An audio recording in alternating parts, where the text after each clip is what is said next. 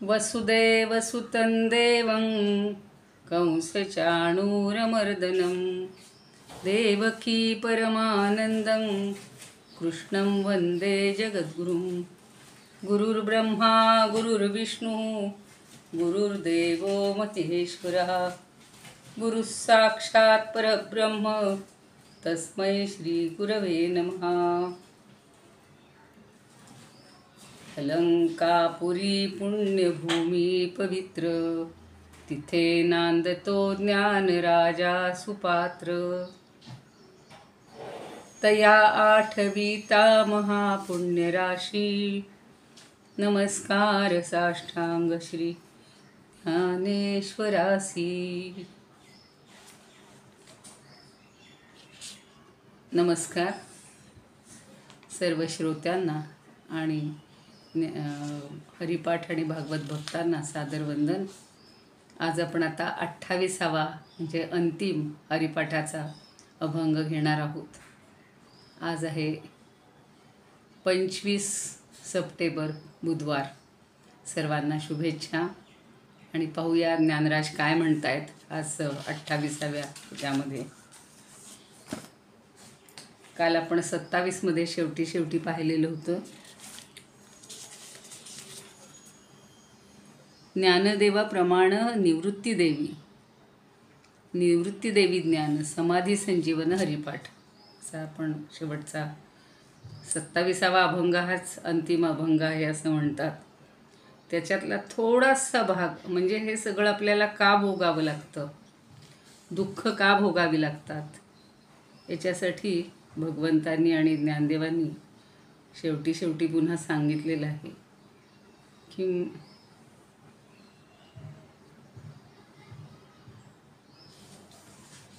आपल्या हातून पातकं घडतात आणि पातकं घडल्यामुळं केवळ आपल्याला हे सगळं भोगावं लागतं। म्हणून 8व्या अध्यायात पण ज्ञानदेवांनी पुन्हा त्याच्यावर खूप चर्चा केलेली आहे। तर आपल्याला याच्यातून मुक्त होण्यासाठी, नाही तर सगळे म्हणतात की परत कशासाठी हा पाठ करत राहायचं, काय उपयोग आहे, काय गरज आहे। तर आपल्याला त्याच्यातून मुक्तता व्हावी, पुन्हा काल पाहिलं तसं पुनर्जन्म आणि हे मिळू नाही आणि म्हणून आपण फक्त हे सगळं करायचे। द्वारकेचा राणा पहिल्या अभंगातच म्हणलेलं होतं की द्वारकेचा राणा पांडवा घरी, म्हणजे तोच राणा सर्वांचा पाहुणा व्हावा अशी ज्ञानराजांची तळमळ आहे। आणि शेवटचं चरण आहे ज्ञानदेवा प्रमाण निवृत्ती देवी ज्ञान समाधी संजीवन हरिपाठ। म्हणजे म्हणजे सम्यक चांगलं आणि संजीवन म्हणजे सम्यक जीवन, चांगलं जीवन आपल्याला जगायचं असेल, संपूर्ण जीवन व्यापणारी ती संजीवन समाधी, म्हणजे संपूर्ण जीवनच समाधी स्वरूप व्हायला पाहिजे, जे ज्ञानदेवांनी 21व्या वर्षी घेतलं, काल आपण पाहिलं। आणि अढळ श्रद्धेनं अंतःकरणाच्या एकवटलेल्या भक्तिभावामुळं संपूर्ण समर्पण केल्यामुळं भगवंताशी आणि श्रीगुरूंशी अतूटपणे अनुसंधान किंवा अनुबंध राखतायत। आणि मग तो भक्त सदा सर्व काळ हरिचैतन्यात ब्रह्मचैतन्यात म्हणजेच संजीवन समाधीतच राहत असतो।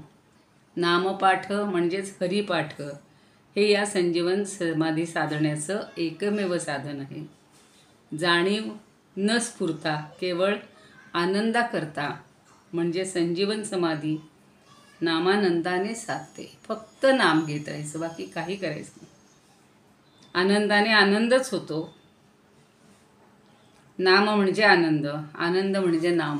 किती छान सांगितलंय की नामा परते सुख नाही रे अन्यथा, असंही म्हटलेलं आहे ना की नामासारखं दुसरं सुख नाहीच आहे। म्हणून आता 28 काय सांगतात तर हरित या सांभाळी अंतर्बाह्य। हरी हा आतून आणि बाहेरून दोन्हीकडून आपल्याला सांभाळत असतो। अभंग हरिपाठ असती 28 रचिले विश्वासे ज्ञान देवे नित्यपाठ करी इंद्रायणी तीरी होय अधिकारी सर्व थातो असावे स्वस्थ चित्त एकाग्री मन उल्हासे करून स्मरण जीवा। अंतकाळी तैसा संकटाचे वेळी, हरितया सांभाळी अंतर्बाह्य. संत सज्जनांनी घेतली प्रचिती, आळसी मंदमती केवी तसे तरे. श्री गुरु निवृत्ती वचन प्रेमळ, तोषला तात्काळ ज्ञानदेव.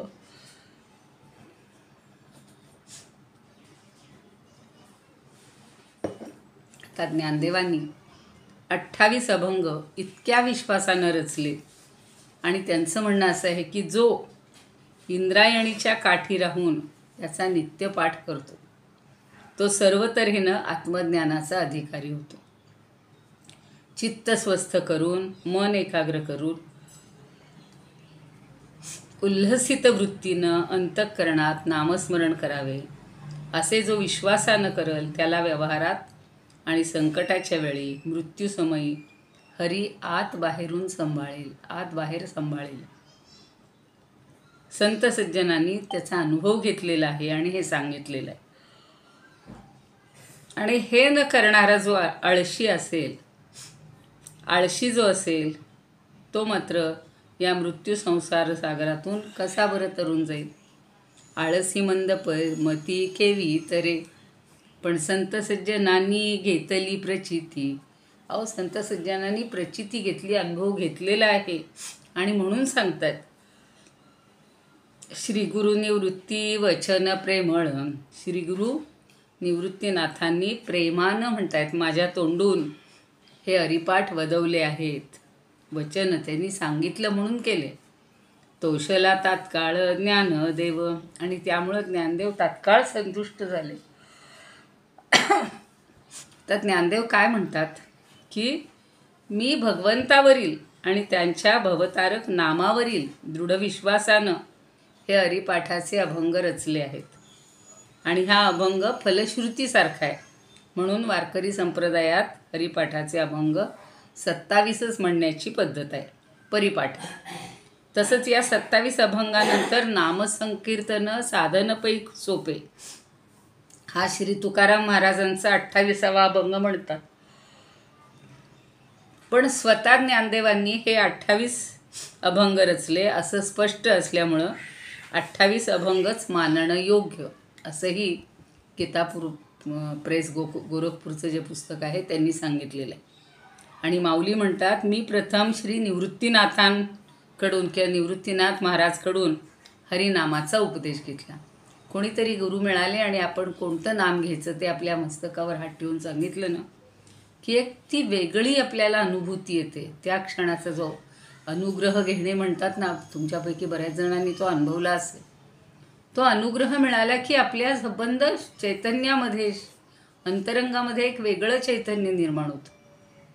आणि म्हणून ते नाम आपण रोज घेतलं तर आपल्याला रोज तसा अनुभव येईल. अनिर्वचनीय असा तो आनंद असतो, सांगता येत नाही कुणाला, तो स्वतःलाच अनुभवायला मिळतो. आणि त्या योगे नामस्मरणाच्या अद्भुत महात्म्याविषयी मनात दृढ विश्वास उत्पन्न झाला. स्वतःला अनुभव आलेले हे सांगते. या विश्वासानं प्रेरित होऊन भगवन नामाचे यथार्थ महात्म्य सांगणारे असे हे 28 अभंग आहेत. आता आळंदीला इंद्रायणी नदीच्या तीरावर राहून जो या हरिपाठाचं नित्य नियमानं पठण करील, नित्यपाठ करी इंद्रायणी तीरी, होय अधिकारी सर्वथा तो. आणि गुरूंनी उपदेशिलेल्या शक्तियुक्त नामामुळं साधकाच्या मनात भगवंताविषयी प्रेम निर्माण होईल. तुम्हाला सांगते, तुम्ही तर अनुभवतच असाल. आता त्या 7 दिवस आम्ही जेव्हा स्वामी गोविंद देवगिरींच्या भक्ती सोहळ्यासाठी गेलेलो होतो ना, तर रोज असं वाटायचं की रोज तिथेच जाऊन फक्त बसावं, काही नाही केलं तरी चालेल. त्या वातावरणात फक्त थांबणं आणि मनातल्या मनात जे काही तुम्हाला म्हणायचं, हरिपाठ म्हणा, अध्याय म्हणा, जे काय करायचे तर ते जर करत राहिलो तर खरंच तिथून उठावंसंच वाटत नाही. आणि इतकं मनामध्ये प्रेम, भगवंताविषयी प्रेम निर्माण होतं की त्या प्रेमानं त्याची नामसाधना चालू होईल आणि तो भगवत प्रेमाचा पूर्ण अधिकारी होईल.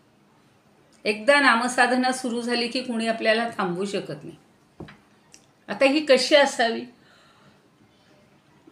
याविषयी ज्ञानदेव सांगतायत, माऊली सांगतायत की साधकाचं चित्त स्थिर पाहिजे, स्वस्थ पाहिजे. सामान्यपणे मनुष्याचे चित्त कशात असतं? विषयात, सगळ्या जगात गुंतलेलं असतं. त्याऐवजी स्व म्हणजे आत्मस्वरूपात आणि स्थ म्हणजे स्थिर राहणं. तर आत्मस्वरूपाच्या ठिकाणी म्हणून मी ज्या वेळेला हे करत होते ना, स्वास्थ्यावर PhDचा अभ्यास, त्यावेळेला स्वस्मिन तिष्ठती इति स्वस्थ असा तो आयुर्वेदानं हे सांगितलेलं आहे की स्वतःच्याच ठिकाणी जो स्थिर राहतो. आपलं मन बाहेर भरकटते, आपल्या इथंच आपण आधी स्थिर नाही आहे. आणि म्हणून चित्ताचा विषय जग न राहता नारायण व्हावा. सगुण साकार परमात्माच जगदरूपानं नटलेला आहे. आणि हा भाव सतत चित्तात असणं हेच चित्ताचं स्वस्थ असणं होय. तसंच मन एकाग्र करायचं. मन हे सतत चंचल आहे आणि म्हणून ते प्रत्येक क्षणाला नवीन नवीन विषयाकडे धाव घेत असतं. विवेकानं त्याला आवरून धरायचं आणि परमेश्वर चरणी चित्त लावायचं. भगवद्गीतेत म्हटलेलं आहे बघा, 6व्या अध्यायात, यतो यतो निश्चरती मनश्चंचलमस्थिरं ततस्ततो नियम्यैतत् आत्मन्येव वशं नयेत. हे स्थिर न राहणारं जे चंचल चित्त आहे ते ज्या ज्या विषयांकडे भरकटत जातं तिथून त्याला परत आणायचं, ओढून आणायचं आणि आत्म्यामध्ये स्थिर करायचं. साधकाला हे करणं आवश्यक आहे. आणि ते एकदा जमायला लागलं की त्याला नामस्मरणात उत्साह वाटू लागतो, उल्हास वाटू लागतो. आणि प्रथम कंटाळा येतो, तरी नेटानं नाम घेत राहावं. पुढं गुरुकृपेनं त्यातच आनंद वाटू लागतो आणि प्रेम वाटायला लागतं.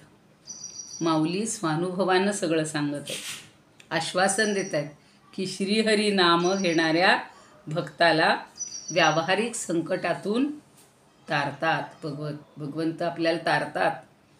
पुराणात ध्रुव, प्रल्हाद, द्रौपदी, गजेंद्र अशा भक्तांना आणि अलीकडच्या काळात दामाजी पंत, गोरा कुंभार, चोखामेळा, जनाबाई इत्यादी संत भक्तांना भगवंतांनी संकटातून पार केल्याच्या कितीतरी कथा आहेत. आणि व्यावहारिक संकटातून तारणं यात विशेष काही नाही, पण भगवंत अंतकाळी नामधारकाला स्वतःचं स्मरण देऊन जन्ममरणाच्या महान संकटातून सोडवतात.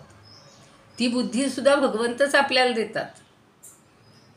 आणि मग अंतकाळी आपल्या भक्ताला कसं ते सांभाळतात याचं अत्यंत हृदयस्पर्शी सुरेख वर्णन माऊलींनी ज्ञानेश्वरीत अध्याय 8 ओवी 127 ते 134 ते आपण वाचणार आहोत मुद्दाम, असं केलेलं आहे. ते काय म्हणतात बघूया आपण त्या ओव्या.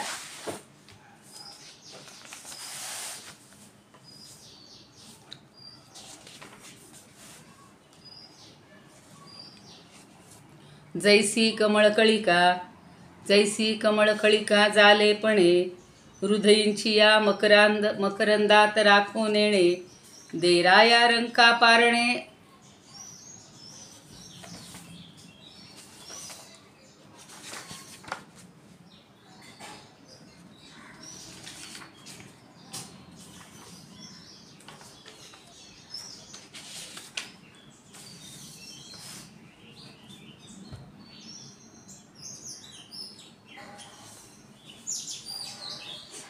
ती चुकून मी 10वीतली काढून ठेवली होती. तर या देहा आत्ता जे आपण म्हणतो ना अंत तो जो श्लोक आहे, अनन्यचेता सततं यो मां स्मरति नित्यशः तस्याहं सुलभः पार्थ नित्ययुक्तस्य योगिनः. आणि पुढचा आहे 15वा, मामुपेत्य पुनर्जन्म दुःखालयम शाश्वतं नाप्नुवन्ति महात्मानस संसिद्धिं परमांगताः. हे 2 गीतेतले श्लोक आहेत, आपल्याला वेळेत आवरायचे. तर आपलं चित्त, अवघं चित्त एकाग्र करून अनन्य चित्त होऊन जो केवळ माझंच स्मरण करतो, अष्टौ प्रहर माझ्याच नामस्मरणात दंग राहतो, अशा माझ्या एकनिष्ठ परमभक्ताला मी अगदी सहजपणे प्राप्त होतो आणि सिद्धी प्राप्त झालेले असे सर्वश्रेष्ठ महात्मे असतात. ते मलाच येऊन मिळाल्यामुळं काय घडतं तर त्या दुःखमय अशाश्वत अशा जन्ममृत्यूच्या चक्रात त्यांना पुन्हा अडकावे लागत नाही. म्हणजे काय तर असे श्रेष्ठ महात्मे पुनर्जन्म घेत नाहीत, त्यांना मोक्ष प्राप्त होतो. म्हणून आपल्याला तेवढ्या 3-4-5 ओव्या बघायच्यात. तया देहावसान जई पावे, ते तिही माते स्मरावे. मग म्या जरी पावावे तरी उपासती ते कायसी. पैरंकु एक अडलेपणे, काकुळती अंता धावा गा धावा म्हणे. तरी तयाची एक ग्लानी धावणे, कायन घडे मज. आणि भक्ताही तेची दशा, तरी भक्तीचा सोसू कायसा. म्हणून हा ध्वनी ऐसा न वाखाणावा. तिही जे वेळी मी स्मरावा, ते वेळी स्मरला की पावावा. तो आभारू ही जीवा साहवेची ना. ते ऋणवैपण देखोनी अंगी, मी आपुलियाची उत्तीर्णत्वा लागी. भक्ताची या तनुत्यागी परिचर्याच करी. देह वैकल्याचा वारा, जणे लागेल या सुकुमारा. म्हणून आत्मबोधाचा पांजिरा सुयेत या ते. वरिया फुलिया स्मरणाची उवाईली, ही वाईसी करी सावली. ऐसे नित्य बुद्धी संचली, मी आणि तया ते. म्हणून देहांतीचे साकडे, माझी या कहीची न पडे. मी आपुलिया ते आपुलीकडे, सुखेची आणि. त्याचे अर्थ बघा.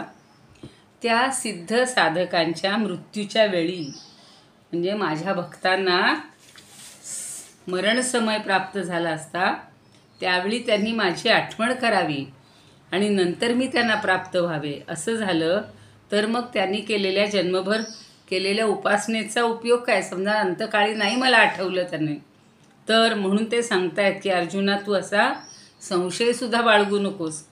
माझं स्मरण केल्यावर मग मी त्यांना प्राप्त व्हावे एवढं देखील त्यांचे उपकार मला सहन होत नाहीत.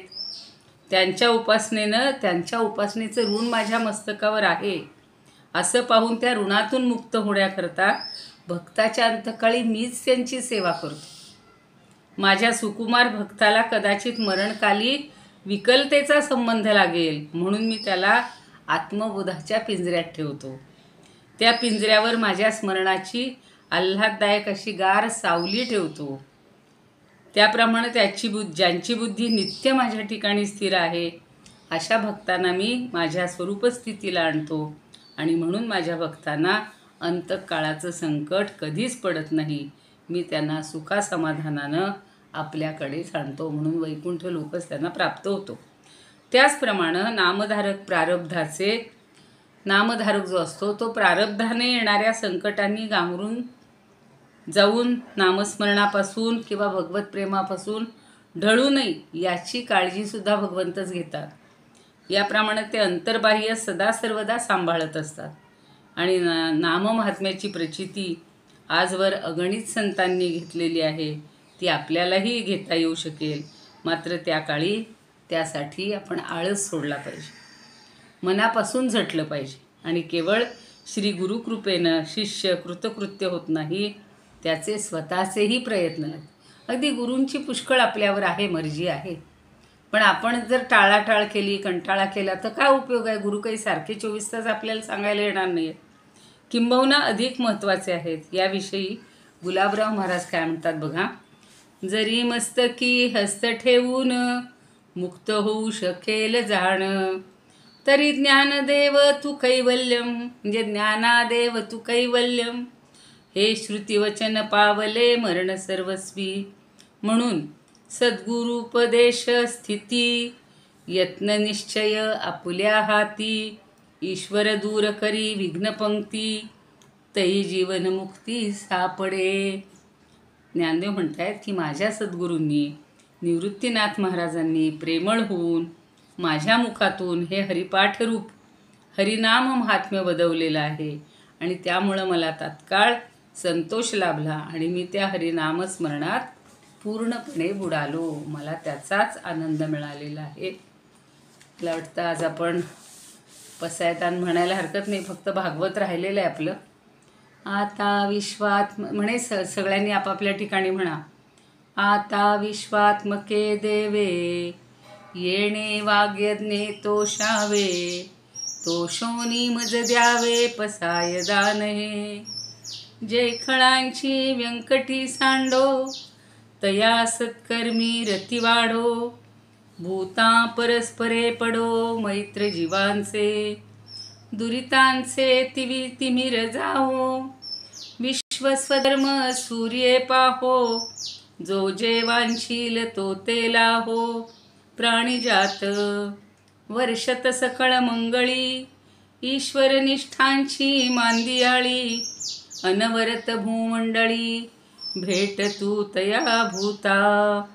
चला कल्पतरूंचे आरव, चेतना चिंतामणींचे गाव, बोलते जे अर्णव पियुषाचे, चंद्रमे जे अलांछन, मार्तंड जे तापहीन, ते सर्वाही सदा सज्जन, सोय रे हो तू किंबहुना सर्व सुखी, पूर्ण होऊनी तिन्ही लोकी, भजी जो आदि पुरुखी अखंडित, आणि ग्रंथोपजीविये विशेषी लोकीये, दृष्टादृष्ट विजये होवा वेजी. तेथ म्हणे श्री विश्वेश्वराओ, हा होईल दान पसावो, येणे वरे ज्ञानदेवो, सुखिया झाला सुखिया झाला. ज्ञानेश्वर महाराज की जय, पंढरीनाथ भगवान की जय. जय तू श्रीकृष्ण, जय तू ज्ञानदेव. आपलं तसा 1.25 महिना गेला, पण एका चांगल्या हरिपाठाच्या अनुभवाला आपण तो अनुभव आपल्याला अमृतानुभवासारखाच प्राप्त झाला. आपण ज्ञानदेवांच्या चरणी लीन होऊया, भगवंताच्या चरणी लीन होऊया आणि फक्त एवढंच म्हणूया, हरिमुखे म्हणा हरिमुखे म्हणा, पुण्याची गणना कोण करी. तर पुण्याची गणना कुणीच करायला नको, आपलं आपण अखंड म्हणत राहूया. काल आपण कालियाची कथा पाहिली आणि गोपांचा आता दावानलापासून बचाव कसा करतायत भगवंत ते आपण पाहतो. राजानं विचारलं की नागांचं जे निवासस्थान रमणक द्वीप ते कालिया नागानं का सोडलं आणि त्यानं एकट्यानंच गरुडाचा कोणता अपराध केला होता. कारण आपल्याला काल भगवंतांनी सांगितलं की आता तुला गरुडापासून भय राहणार नाही. कारण का की भगवंताची चरणकमलाची चिन्ह त्याच्या प्रत्येक ह्याच्यावर मस्तकावर उमटलेली होती आणि ती पाहिल्यावर गरुड तुला काही करणार नाही.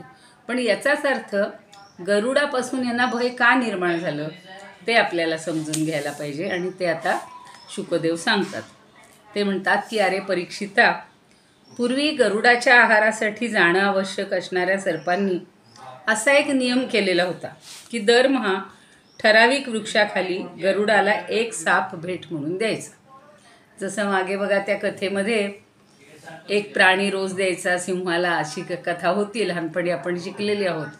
आणि मग सशाची जेव्हा पाळी येते तेव्हा ससा छान हुशार असतो आणि तो म्हणतो की काय, ससा किंवा कोल्हा काही त्याच्यात बदल असू शकतील, तर तो म्हणतो काय करणार, मी वेळेत निघालो होतो, मुद्दाम उशिरा जातो आणि म्हणतो की मी वेळेत निघालो होतो पण मला न वाटेत दुसरा सिंह भेटला आणि त्याने मला अडवलं, त्यामुळं मी त्याला कसं तरी त्याच्या तावडीतनं सुटून पटकन तुमच्याकडं आलो. तो म्हणतो दाखव बरं मला कुठला सिंह आहे. म्हणजे आपल्यापेक्षा कोणी कुरघोडी करणारा आहे हे माणसाला काय आणि प्राण्याला काय सहनच होत नाही. आणि म्हणून तो सिंह तिथे जातो. हा काय करतो, हुशार असतो. तो म्हणतो विहिरीमध्ये दाखवतो, तो बघा म्हणे तो तिथं खाली सिंह आहे. मग हा गर्जना करतो की तो गर्जना करतो, हा खाली बघतो, तो दिसतोच त्याला. आणि मग म्हणून तो त्याच्यावर जोरानं झेप घेतो आणि त्या विहिरीमध्ये जाऊन मरून पडतो. ही तिची कथा आहे ना, ती मला आत्ता ही कथा हे करताना आठवली आहे. तर पूर्वी गरुडाच्या आहारासाठी जाणं आवश्यक असणारं असं ते सर्पांचं एक नित्य ठरलेलं होतं. आणि मग त्यानुसार प्रत्येक अमावस्येला आपल्या रक्षणासाठी म्हणून सगळे साप शक्तिशाली गरुडाला आपापला भाग देत असत. आता त्या सर्पांपैकी कद्रूचा पुत्र जो आहे कालिया नाग, कद्रू, कालियाचा पिता आहे कद्रू किंवा माता. तर त्याचं कालिया नाग हा आपलं विष आणि बळ याच्या घमंडीत जरा उन्मत्त झाला होता आणि गरुडाला तुच्छ मानायला लागला होता. त्याला बळी देणं सोडून गरुडाला दिलेला बळीच तो खायचा. बघा, मग हे ऐकून भगवंताचा प्रिय जो पार्षद असलेल्या शक्तिशाली गरुडाला अतिशय क्रोध आला आणि म्हणून त्यानं कालियाला मारून टाकण्यासाठी अत्यंत वेगानं त्याच्यावर आक्रमण केलं. आता विषारी कालियानं पाहिलं की अत्यंत वेगानं गरुड आपल्यावर आक्रमण करतोय, तेव्हा अनेक फणा उभारून तो त्याच्यावर तुटून पडला. आता विषारी दात हेच त्यांचं शस्त्र असतं ना, तर म्हणून दातांनी तो त्याला डसला. त्यावेळी तो भयानक जिभा हलवत होता, दीर्घ फुतकार टाकत होता आणि त्याचे डोळे अतिशय भयानक दिसत होते. मग भगवंताचं वाहन असणाऱ्या या गरुडानं काय केलं, तर क्रोधानं त्याला झटकून टाकलं आणि अत्यंत पराक्रमी अशा त्यानं डाव्या सोनेरी पंखानं कालिया नागाला तडाखा दिला. तर त्याच्या गरुड झेप का असते, तर त्याच्या पंखात सगळं ताकद असते आणि त्याच्या पंखाच्या प्रहारानं कालियाला अतिशय घायाळ केलं. तो तिथून जो निघाला तो यमुनेच्या खोल असल्यामुळं जाण्यास कठीण अशा डोहात आला, म्हणजे धावतच आला तो त्या रमणक द्वीपाहून. मग एके दिवशी भुकेलेल्या गरुडानं काय केलं की तपस्वी सौभरींनी मनाई करूनसुद्धा इच्छित भक्ष्य असणाऱ्या माशाला बळजबरीनं पकडून आणलं. आता ही घटना पूर्वीची सांगतात की मत्स्यराज मारला गेल्यानं बिचारे मासे अतिशय दुःखी झाले आणि ते पाहून सौभरींना त्यांची दया आली. त्यांनी या डोहात राहणाऱ्या सर्व जीवांच्या हितासाठी गरुडाला हा शाप दिला की गरुड जर या डोहात येऊन माशांना खाईल तर त्याच क्षणी तो प्राणाला मुकेल. आणि असं माझं म्हणणं खरं असेल. मग कालियाखेरीज इतर कोणत्याही सापाला माहीत नव्हतं, म्हणून गरुडाच्या भीतीनं तो तिथे राहू लागला होता. आणि आता श्रीकृष्णांनी त्याला तिथून हाकलून लावलं किंवा घालवून दिलं. मग नंतर श्रीकृष्ण दिव्य माळा, गंध, वस्त्र, महामूल्य रत्न हे सगळं यांनी विभूषित होऊन त्या डोहाच्या बाहेर आले. जसे प्राण परत आल्यानंतर इंद्रिय सचेतन होतात, तसंच त्यांना पाहून सर्व गोप गोपी उठून उभे राहिले. त्यांची हृदय आनंदानं भरून गेली आणि अतिशय प्रेमाने ते कृष्णाला आलिंगन देऊ लागले, कारण बराच काळ शांत असं होतं ना वातावरण सगळं. मग श्रीकृष्णांना भेटून यशोदा, रोहिणी, नंद, गोप या सगळ्यांच्या जीवात जीवाला. त्यांचे मनोरथ सफल झाले आणि बलरामाला भगवंताचा प्रभाव माहिती होता. श्रीकृष्णांना त्यांनी हृदयाला धरलं आणि तो हसायला लागला. पर्वत, वृक्ष, गायी, बैल, वासरं अशा सगळ्यांनाच आनंद झाला. मग गोपांच्या कुलगुरू ब्राह्मणांनी पत्नीसह नंदाकडे येऊन सांगितलं की कालियाच्या तावडीतून सुटून तुझा मुलगा परत आला आहे, ही मोठी भाग्याची गोष्ट आहे. नंदाला तर याचा पत्ताच नाही. श्रीकृष्णाच्या सुटकेच्या निमित्तानं तू ब्राह्मणांना दान दे, हे पूर्वीच्या काळी फार होतं बघा. आणि मग ब्राह्मणांचं म्हणणं ऐकून नंदांनी प्रसन्न मनानं पुष्कळ सोनं, पुष्कळ गायी या ब्राह्मणांना दान दिलेले. आणि भाग्यवती यशोदासुद्धा काळाच्या जबड्यातून परत आलेल्या आपल्या मुलाला मांडीवर घेऊन हृदयाशी कवटाळून वारंवार अश्रू ढाळत होती.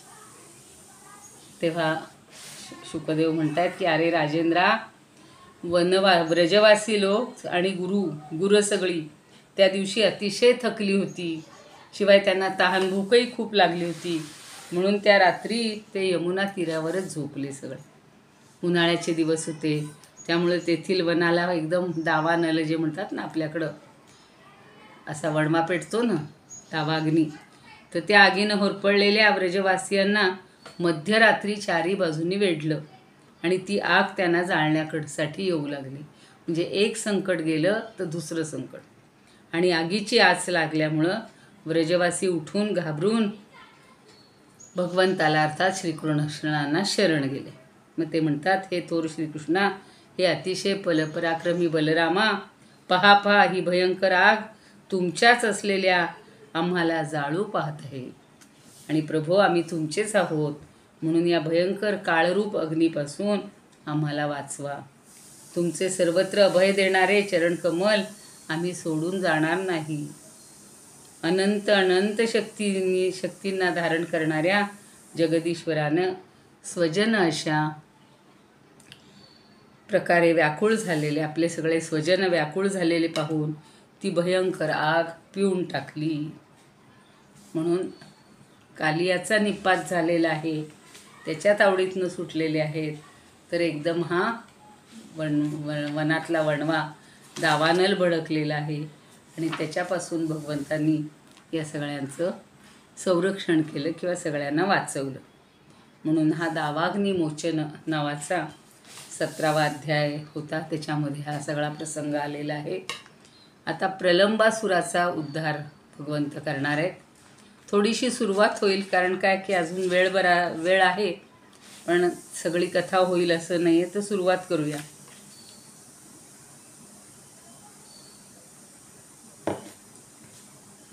आता सगळे आनंदित झालेत आणि मग सगळे गोडवे गातात भगवंताचे.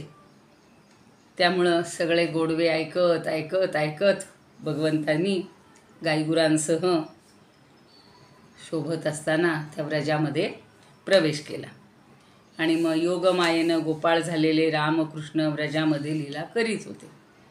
असाच एकदा उन्हाळा होता आणि प्राण्यांना तसा उन्हाळा कुणालाच आवडत नाही बघा. कुत्र्यांना तर फार त्रास होतो, आम्ही पाहिलेले. पण वृंदावनातील स्वाभाविक गुणांमुळं तिथं कायम वसंत ऋतूच वाटायचा. फार उन्हाळा जाणवत नव्हता. कारण का तर भगवान श्रीकृष्ण आणि बलराम तिथं वास करत होते आणि त्यामुळे तिथं कायम वसंत ऋतूच आहे असं वाटत होतं. तिथं रातकिड्यांचा मात्र कर्कश आवाज असायचा.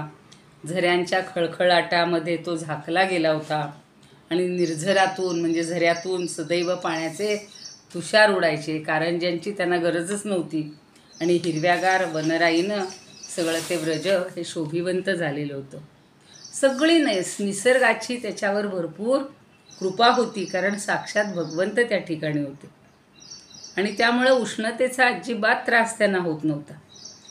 सरोवर, नद्या, झरे यांच्या लाटांचा स्पर्श करून तो वारा व्हायचा. त्यामुळं असं थंडगार, आपल्याला हे कृत्रिम वारे सारखे पंखे फिरून फिरून फिरून गरम हवाच येते.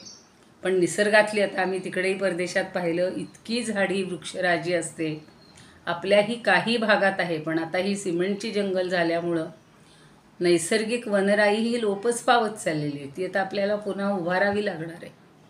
काही कर्नाटकात वगैरे काही राज्यांमध्ये आहे, आपल्याही राज्यामध्ये काही ठिकाणी आहे. दंडकारण्य अभियान आमच्या इथेही सुरू केलेलं आहे. पण तरीसुद्धा रस्त्यांनी आता सगळं वृक्ष आणि रखरखीत असं सगळं ऊन पडतं. झाडं कमी झालेली आहेत. आता त्यावेळेला नदीमध्येही भरपूर पाणी असायचं. तिच्या लाटा तटावर येऊन थबकायच्या, थडकायच्या. त्यामुळं जवळपासच्या जमिनी ओलसर राहायच्या आणि मग सूर्याचे विषासारखे प्रखर किरणसुद्धा त्या जमिनी आणि हिरवं गवत यांना सुकवू शकत नव्हत्या. असं सगळं छान. इकडे कुहू कुहू कोकिळ गात असायचे. सारस पक्षीसुद्धा पूजन करायचे. आणि हे बालकृष्ण आणि बलराम हे सतत त्यांच्या क्रीडा चालूच असायच्या. म्हणून त्यांनी गोधन घेऊन बासरी वाजवीत ते वनामध्ये असे इकडं तिकडं फिरत होते. शिरले एका वनामध्ये एके दिवशी. आता त्यांचे जे गोपाळ आहेत ते सगळे कोवळी पानं, मोरपिसांचे गुच्छ, फुलांचे हार, गेरूसारखे रंग लावून सजले होते. बघा ना किती हौस असते. आता त्या काळात, त्या द्वापरयुगात तर त्या मुलांना जास्त हौस होती, कारण ते सगळे साक्षात देवच होते ना.